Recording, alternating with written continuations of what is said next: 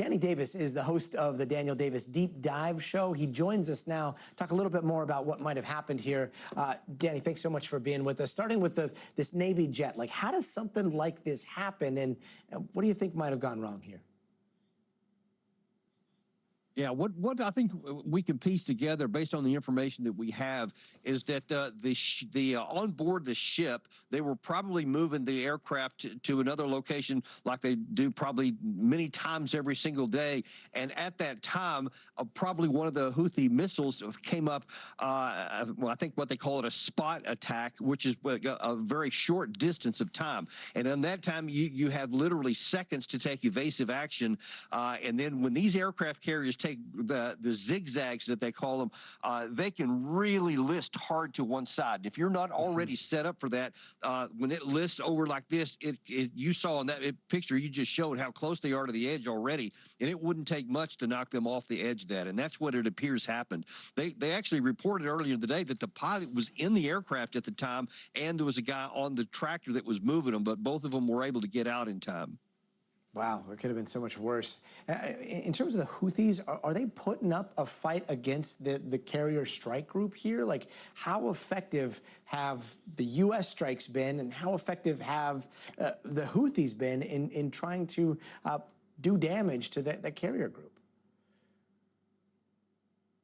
So far, they haven't had any success at hitting the carriers, but they keep on launching these strikes. And you see now that here's a real attack, I mean, a real cost to us by losing an aircraft in this situation here. And it obviously puts a lot of strain on the ship to make those kinds of maneuvers. And honestly, there's multi-layered defense capabilities that we have. The maneuvers, one of them. There's anti-missile missiles that can knock those things down.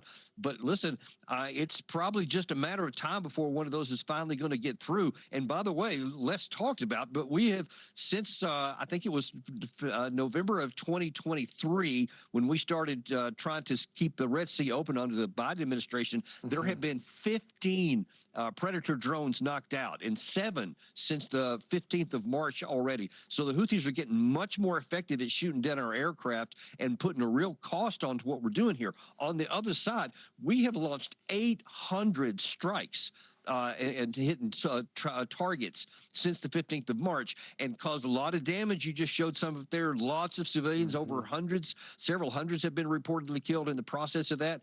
But the thing is that the Houthis had almost a full decade of time to understand how to survive these kinds of strikes when the Saudis were trying to destroy them. And most of their stuff is buried deep inside of mountains. And you can blow stuff up on the surface, but it doesn't show any sign that it's going to bring the Houthis to their heels. So we have to really calculate, is this in American interest to continue on? And I argue it's not.